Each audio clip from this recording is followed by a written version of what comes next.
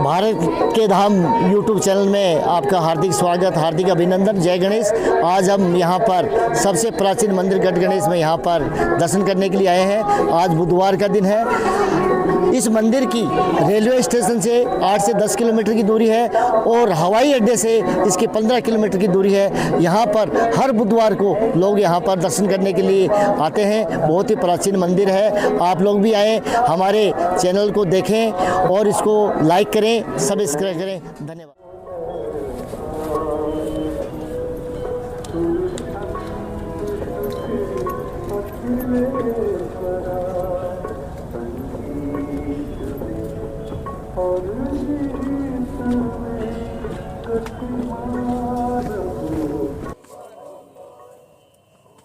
प्राचीन गढ़ गणेश मंदिर यहाँ पे आए हैं।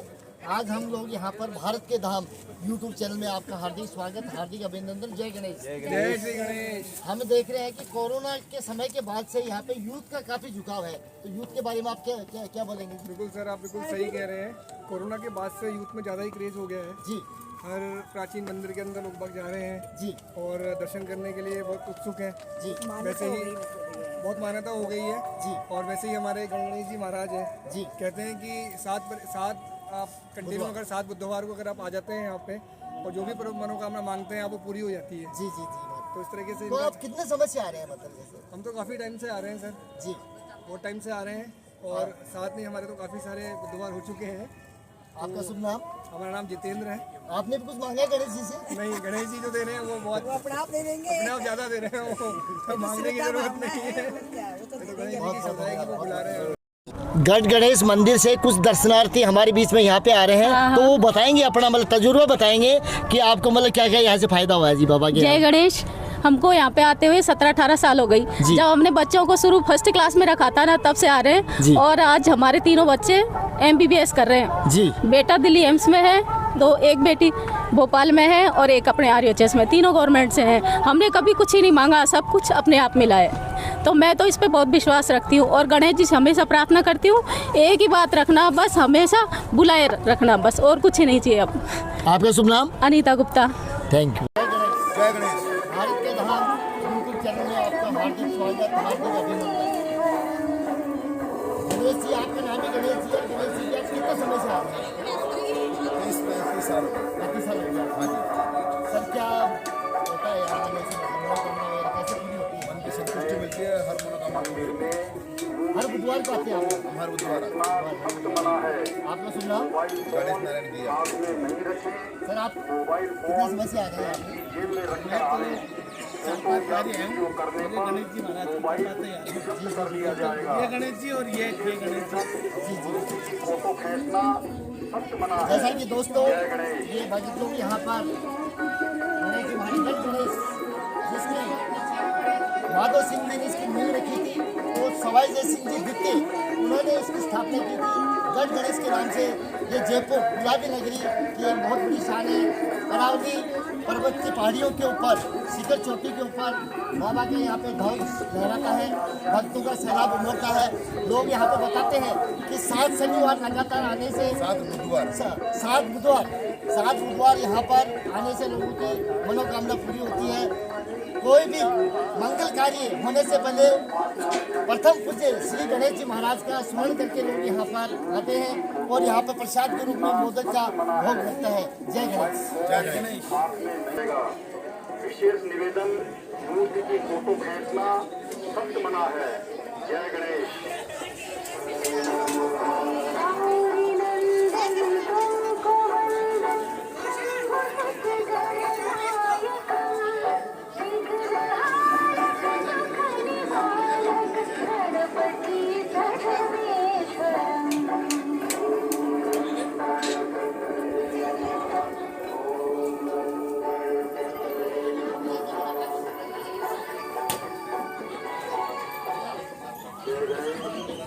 मंदिर में मूर्ति की फोटो खींचना सख्त मना है। मोबाइल फोन हाथ में नहीं रखें। मोबाइल फोन पैंट की जेब में रखकर आने। फोटो या वीडियो करने पर मोबाइल जब्त कर लिया जाएगा। ठीक है नहीं हाँ, ये जयपुर में सबसे प्राचीन गणेश जी महाराज का मंदिर है। गढ़ गणेश के नाम से जाना जाता है। इसके बारे में आप विस्तार से बताएं। वागीशाद्यासु मनसः सर्वार्थानां वक्रमे यं त्वागतगत्यास्योस्तं नमामि गजाननं वक्रतुण्डमहाकाय सूर्यकोटिसमप्रभा निर्विघ्नं कुरु मे देव सर्वकार्येषु सर्वदा। सभी को जय गणेश, जय श्री गणेश। आप आज यहाँ पर जो आए हुए हैं गढ़ गणेश मंदिर पर, यह जयपुर के सबसे प्राचीन विरासत है। सवाई जयसिंह जी जो प्रथम उन्होंने अश्वमेध यज्ञ किया था।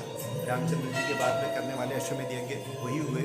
अश्वमेध यज्ञ का जो कार्यक्रम हुआ, जो संपन्न हुआ सभी कार्यक्रम, वो परशुराम द्वारे में हुआ जल महल के सामने। लगभग 1.5 वर्ष तक वो अश्वमेध यज्ञ का कार्यक्रम चला। अश्वमेध यज्ञ के बारे में उल्लिखित है कि औदिच्य ब्राह्मणों को सिद्धपुर गुजरात से बुलाया गया। 21 ब्राह्मणों का उल्लेख है जिनको वहाँ से बुलाया गया। जब वो यज्ञ वहाँ पर सभी संपन्न हुआ और 1.5 वर्ष तक वो यज्ञ चला, तो यज्ञ के अंदर जो मूर्ति रखी गई थी वो वही मूर्ति है जो यहाँ गढ़ गणेश मंदिर में ऊपर विराजमान है। इन्हीं के सानिध्य के अंदर सभी यज्ञ का कार्यक्रम संपन्न हुआ बड़े आनंदपूर्वक से। और उससे पहले राजा साहब आमेर से शासनकाल अपना चलाया करते थे। जिस तरीके से अभी जयपुर में नाहरगढ़ है, उसी समय में आमेर से शासन चलता था और जयगढ़ उस समय उनका दुर्ग हुआ करता था। उन्होंने जैसे जैसे विस्तार होने लगा जनसंख्या का, तो उन्होंने सोचा कि अब इसको परिसर को आगे बढ़ाया जाए, शहर की आगे बढ़ाया जाए। उन्होंने इस पूरे क्षेत्र को देखा, उत्तर दिशा को देखा। उत्तर दिशा गणपति की होती है और सबसे पहले यहाँ पर उसी यज्ञ के कार्यकाल के अंदर ही किले के रूप में यहाँ पर इसको मंदिर के रूप में निर्माण किया। जब यज्ञ का कार्यक्रम पूर्ण रूप से संपन्न हो गया, उसके बाद में उन गणेश जी की मूर्ति को उन्होंने सोचा कि अब ये प्रतिष्ठित मूर्ति को कहाँ पर विराजमान किया जाए। उन्होंने यहाँ पर ला करके गढ़ गणेश के अंदर उनको विराजमान किया। तभी से गढ़ गणेश कहलाते हैं। यहाँ पर विराजमान करने के साथ ही हमारे पूर्वजों को संकल्पित करके ये मंदिर दे दिया गया। तभी से यह वंश परंपरा चलती आ रही है। कितनी पीढ़ी होगी महाराज? ये हमारी 16वीं पीढ़ी चल रही है। अभी प्रदीप जी औदिच्य ताऊ जी हमारे वो विराजमान हैं। उनके छोटे भ्राता मेरे पिताश्री महेश जी, बड़े भैया गौरव जी और मैं आनंद। हम भारत के दाम जो यूट्यूब चैनल है पूरा संसार देख रहा है चीज़ को महाराज। तो आपके द्वारा ये जो आपने स्टेटमेंट दिए, जो हमें बताया गया गणेश जी के बारे में, ये पूरे भारत में नहीं पूरे विश्व में देखा जाएगा मतलब। और इसी ख्याति सनातन धर्म को बढ़ाने का हमारा कार्य है।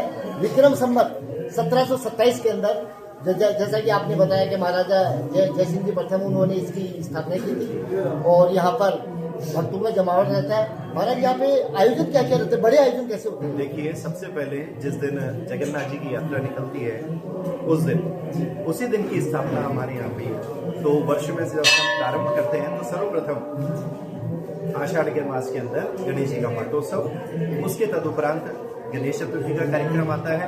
चतुर्थी, पंचमी और छठ। चतुर्थी और पंचमी 2 ही दिन ऐसे होते हैं जिस दिन गणेश जी के दर्शन पूरे दिन भर खुले रहते हैं। प्रातः 5 बजे से रात्रि भक्तों के आगमन तक 12 बजे तक खुले रहते हैं। पंचमी के दिन शोभा यात्रा मोती डूंगरी से प्रारंभ होती है। नीचे मुख्य रथ की झांकी आती है। हम लोग नीचे उतरते हैं, मुख्य रथ की आरती उतारते हैं, आते हैं, तदुपरांत आरती होकर के और दर्शन मंगल होते हैं। इसी तरीके से छठ की परिक्रमा का कार्यक्रम होता है, 3 दिन का कार्यक्रम ये। उसके पश्चात दीपावली के बाद में जो प्रथम बुधवार आता है उस दिन हमारे यहाँ पर अन्नकूट का महोत्सव होता है। मिक्स सब्जी, छोला, बाजरा, मूंग, है ना, पकौड़ी वगैरह, ये सब चीज़ों का गणेश जी के और नए जो सब्जियां, नए धान्य आते हैं उन सभी का भोग लगाया जाता है। सभी भक्त आते हैं, प्रसादी करते हैं। और ठीक उसी तरीके से अब जो आगामी आने वाला है 31 दिसंबर, हालांकि तारीख संयोग से 31 दिसंबर आ रही है और अभी पौष के महीने का आखिरी बुधवार फिक्स होता है। उस दिन हमारे यहाँ पर पोष बड़ा होता है। ये हमारे जयपुर की पहचान है। पोष बड़े, दाल के बड़े बनते हैं, हलवा बनता है, सब कुछ। और भक्त यहाँ पर आकर के प्रसाद करते हैं। और सबसे बड़ी बात, आज वर्षों से एक परंपरा यही चलती आ रही है कि जो भक्त यहाँ पर इतना ऊपर चढ़कर आते हैं उनको केवल रोने के अंदर देख करके संतुष्ट नहीं किया जाता। बड़े आनंद से यहाँ पर बैठते हैं, अपने पंक्तिबद्ध रूप से इंतजार करते हैं और यहाँ पर प्रसाद करके जाते हैं बड़े आनंद से। धीरे धीरे अब आगामी प्रत्येक मंदिरों के अंदर ये कार्यक्रम होने लग गए। लेकिन हमारे पास में वीडियो कई विद्यमान है आज से लगभग 30-35 वर्ष तक की भी। तो उस समय भक्तों का तांता कैसे होता था, कैसे लोग प्रसादी के रूप में आते थे, किसी के पास मोबाइल नहीं होता था, सब एक दूसरे से परस्पर बातें किया करते थे, बड़े आनंद से अपने विचार साझा करते थे। तो वो वही परंपरा कहीं ना कहीं अब धीरे धीरे फिर से आ रही है। और एक विशेष रूप से आपको बताना चाहूँगा कि जब से थोड़ा बहुत जो है गणेश जी का और जो है कोरोना के बाद में युवा पीढ़ी के अंदर बड़ी जागृति है, बहुत जागृति है। अभी भी मैं एक विशेष रूप से देखता हूँ कि बुधवार के दिन या और भी दिनों में युवा पीढ़ी सबसे ज्यादा आती है।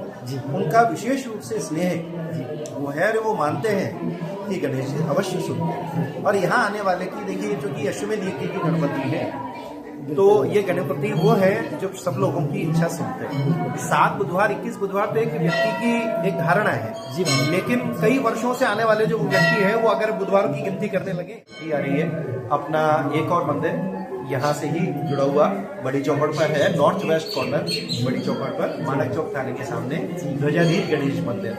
वहाँ से हवा महल से ठीक पहले कोने पर मंदिर आता है। यहाँ की और वहाँ की सेवा उतनी ही पुरानी है। हमारे लोगों को संकल्पित करके मंदिर दिया और बाकी के जो ब्राह्मण लोग थे उन सभी को उनके कार्यानुसार जयपुर को छोटी काशी कहा जाता है और मंदिरों के अंदर उनकी नियुक्ति की गई। सिटी पैलेस के अंदर, दरबार के अंदर दिए गया। आमेर के अंदर कई मंदिर है जहाँ आज भी औदिच्य परिवार के लोग विराजमान है। ब्रह्मपुरी नीचे का क्षेत्र इसीलिए कहलाता है कि उन सभी ब्राह्मणों को यहाँ पर स्थान दिया गया।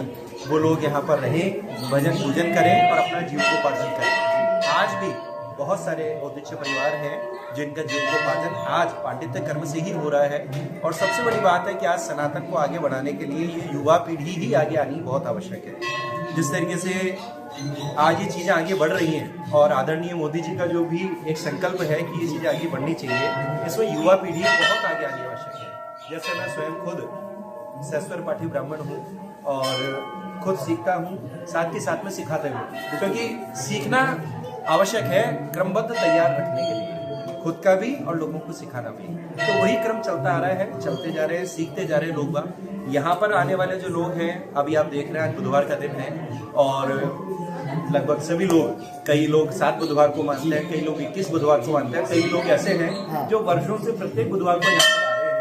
गणेश जी महाराज उनकी मनोकामनाओं को पूर्ण करते हैं। प्रतिदिन लोगों का दाता लगा रहता है। प्रतिदिन के अंदर लगभग 7:30 बजे से 12 बजे तक दर्शन का समय होता है, 4 बजे से 8 बजे का समय होता है। बुधवार के दिन विशेष रूप से 6:30 बजे दर्शन खुलते हैं, 6:30 बजे से 12:30 बजे तक दर्शन का समय और सायंकाल 4 बजे से लेकर के 10 बजे तक का समय होता है। इसी तरीके से यहाँ पर लोग आ रहे हैं और हम तो यही कहेंगे कि न केवल 365 सीढ़ियाँ यहाँ पर चढ़ना, वो सबसे बड़ी बात यह है कि लोग आस्था कितनी बलवान है।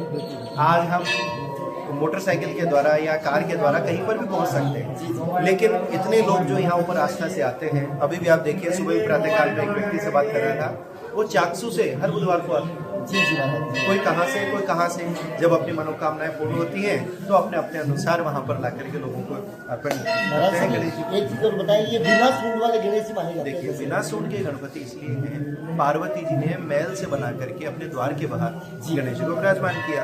गणेश जी का तत्व उनके अंदर विराजमान किया, उस बाल स्वरूप जो उन्होंने बालक बनाया। हालांकि गणेश जी चारों युग में है जी। गणेश जी तो शिव और पार्वती के विवाह के अंदर भी विराजमान थे। तो जब उन्होंने उन बालक को वहां पर विराजमान कर दिया गणेश तत्व उन्होंने डाल करके, उसके बाद शिव जी आए, शिव जी से उनका युद्ध हुआ। तो युद्ध होने के बाद में सर कटा और गणेश हाथी का सर उनके लगाया गया। हाथी का सर लगाने से पहले का जो स्वरूप है, बाल रूप जो है, वो विश्व में एकमात्र स्वरूप अपने यहीं पर ही विराजमान है। यही वो स्वरूप है जिनका संकल्प करके इस मूर्ति का निर्माण किया, वहां पर यज्ञ में विराजमान किया। अभी भी आप दर्शन करेंगे तो वहां पर काल्पनिक सूंड लगी हुई है चांदी की। दोनों तरफ उनके वाम भाग में, दक्षिण भाग में उनकी पत्नियां हैं रिद्धि सिद्धि, पुत्र है शुभ और लाभ। और एक पट्टिका के नीचे एक गणपति विराजमान है, वो श्वेतार्क की गणपति है, जो कि सफेद आग का पौधा होता है, उसकी जड़ में निर्मित होते हैं। और 21 वर्ष तपस्या करनी होती है। 21 वर्ष तपस्या करने के बाद में साधक को स्वप्न में दर्शन देते हैं। वो भी गणपति यहाँ पर विराजमान है। श्वेतार्क के गणपति के भी दर्शन करने आते हैं, मुख्य गणपति के भी दर्शन करने आते हैं। और हम तो यही कहेंगे कि वंश परंपरा जो चलती आ रही है और आज हमारे पूर्वजों ने जिस तरीके से यहाँ पर रह करके उस देश काल परिस्थिति के अंदर किस तरीके से यहाँ के मौसमों को झेल करके, उन परिस्थितियों को झेल करके जो आज यहाँ पर तपस्या करिए, जो साधना करिए, आज उसी का ही फलस्वरूप परिणाम है जो हम सब लोग यहाँ पर आनंद ले रहे हैं। ये सभी भक्त लोग आनंद ले रहे हैं। और सनातन के लिए एक चीज विशेष रूप से कहूँगा कि देखिए, मंदिरों में विशेष रूप से स्वच्छता, सौंदर्यता ये बड़ी आवश्यक है। वहां पर आने वाले व्यक्ति को उस चीज का आभास होना चाहिए कि हम कितने पवित्र जगह पर हैं। और शुरू से ही यहाँ पर हमारा यही दायित्व चलता आ रहा है कि हम हर तरीके को स्वच्छ और पवित्र रखते हैं। तो आने वाले लोगों को उसका आनंद आता है। और यहाँ आने वाले भक्त केवल भक्त नहीं है, हमारे एक परिवार है। जो कि हर हफ्ते आकर के यहाँ आकर के मिलते हैं।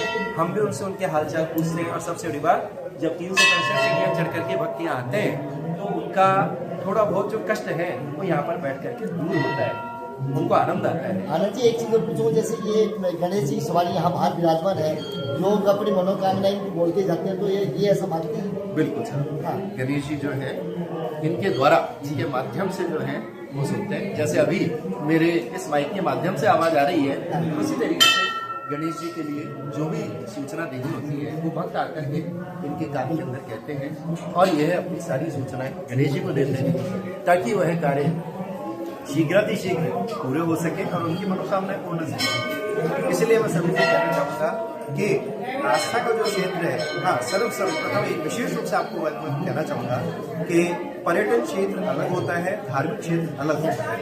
ये धार्मिक क्षेत्र है, पर्यटक अलग रूप से आते हैं, लेकिन इसकी धार्मिकता बरकरार रहनी चाहिए। और सबसे विशेष रूप से बात जो आजकल के युवा पीढ़ी से कहना चाह रहा हूँ कि ऊपर आते हैं, खाद्य सामग्री लेकर के आते हैं। अभी आप रास्ते में जाकर के देखेंगे और इस चीज को विशेष रूप से उल्लेखित कीजिएगा। खाद्य सामग्री लेकर के आना, उसे खाना और उनके सभी पैकेट्स को रास्ते में छोड़ देना, ये कदापि उचित नहीं है। इसलिए आपके माध्यम से मैं कहना चाहूंगा सभी युवा पीढ़ी लाएं, लाने की मना नहीं है, खाएं, खाने की मना नहीं है, लेकिन उसको अपने साथ लेकर के जाएं। एक स्वच्छ नागरिक की पहचान बनाने के लिए आवश्यक है, क्योंकि ये क्षेत्र हमारा ही है, इसको स्वच्छ हमें बनाना है।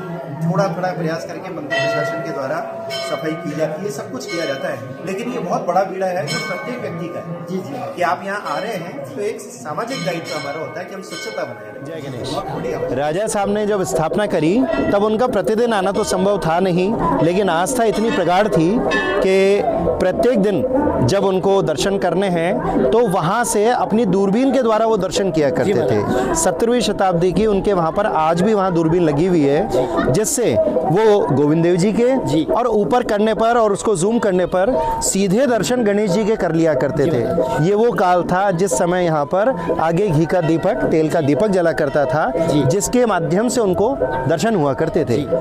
12 से 3 बजे का समय, उस समय दर्शनों का मंगल होने का समय होता था। गणपति उस समय आराम किया करते थे। सिर्फ यही नहीं, अधिकांश सभी मंदिर अब कालांतर में धीरे धीरे 12 से 4 उनका समय हो चुका। 12 से 3 बजे के बीच में अगर उनको कोई आवश्यक कार्य पड़ जाए और उनको गणेश जी के दर्शन करने हो तब क्या करेंगे? तो इसी के लिए उन्होंने पहले से ही एक यहाँ पर ऊपर गणेश जी यहाँ पर विराजमान करे। तो इतनी आस्था थी कि उस बीच के अंदर, उस काल के अंदर जब दर्शन मंगल हो, वो दूरबीन को ऊपर करके इन गणेश जी के दर्शन करके अपने कार्य को सुचारू किया करते थे। इतनी आस्था हुआ करती थी। अभी भी वैसी ही आस्था बनी हुई है। आदरणीय उप मुख्यमंत्री जी हमारी दिया कुमारी जी हैं, वो भी समय समय पर आते रहते हैं यहाँ पर और यहाँ पर विचरण करते रहते हैं। अभी धीरे धीरे यहाँ पर विकास कार्य चल रहा है। सबसे पहली बात, भक्त जो यहाँ पर पैदल चल करके आते हैं वो तो है ही है, अभी धीरे धीरे कार्य प्रारंभ हुआ है। थोड़ा सा अभी गति रुकी हुई है। यहाँ पर रोपवे का कार्य जारी है, कैमरे के माध्यम से भी आपको दिखाया जाएगा नीचे से, वहीं से नीचे से प्रारंभ होने का है। गणेश जी की कृपा से लगभग 40% 50% कार्य हो भी चुका है। जल्दी से शीघ्र प्रारंभ हो, ताकि कई ऐसे लोग हैं जो असमर्थ हैं आने में, उनके मन में आस्था बहुत है ऊपर गढ़ गणेश को चढ़ने की, लेकिन वो नहीं चढ़ पाते। सबसे बड़ी बात यही है। तो इस तरीके से यहाँ की गतिविधियाँ चल रही हैं। विशेष रूप से एक बात बताऊँ, जो कि यहाँ पर गणपति की जो मूर्ति है उनका चित्र कहीं पर भी आपको अवेलेबल नहीं होगा। जी महाराज, कैमरे हमारे पास भी मौजूद हैं जी, 50 से 1950, 60 से black and white colour camera सभी मौजूद हैं, लेकिन हमने भी कभी प्रयास नहीं किया, ना लेते ना लेने देते। इसलिए यहाँ आज भी वही परंपरा है कि हम नीचे मौजूद रहते हैं, क्योंकि अब आधुनिकता बढ़ती जा रही है। जी जी, है ना, जगह जगह पर छोटी छोटी कैमरे मौजूद हैं, चश्मे में, सभी जगह पर। इसलिए सबसे पहला तो आपके माध्यम से लोगों से निवेदन है कि यहाँ पर आए तो सिर्फ और सिर्फ छवि गणेश जी के अपने हृदय में बसाने के लिए आए। जी जी, अपने किसी भी माध्यम से गणेश जी का चित्र लेने का प्रयास न करें, ताकि हमको भी अनावश्यक रूप से परेशान होना पड़े। सबसे धाम, ये जो हमने चैनल का नाम रखा, इसके बारे में आप मतलब कैसे बताएंगे लोगों को? देखिए, सबसे पहली बात तो कि सनातन आगे बढ़ना बहुत आवश्यक है, और ये उन्हीं लोगों के द्वारा बढ़ सकता है जिन्होंने अपना जीवन इसके अंदर थोड़ा बहुत लगाया जी है महाराज। या उनके परिवार के लोग सनातन में कहीं ना कहीं जुड़े हुए हैं। जी महाराज। और जैसा कि अभी मेरे को आपके द्वारा या जो कैमरामैन है हमारे उनके द्वारा बताया जा रहा है कि आप लोगों ने अपना जीवन जो है और कार्यों में भी समर्पित किया, जी। अपनी सेवाएं दी प्रशासनिक सेवाओं और अलग अलग जगह पर, लेकिन अब वर्तमान में जो अपना जो समय है जी। उसको आप लगा रहे हैं ये जो चीजें हैं इनसे लोगों को अवगत कराने के लिए, और ये बहुत अच्छा है।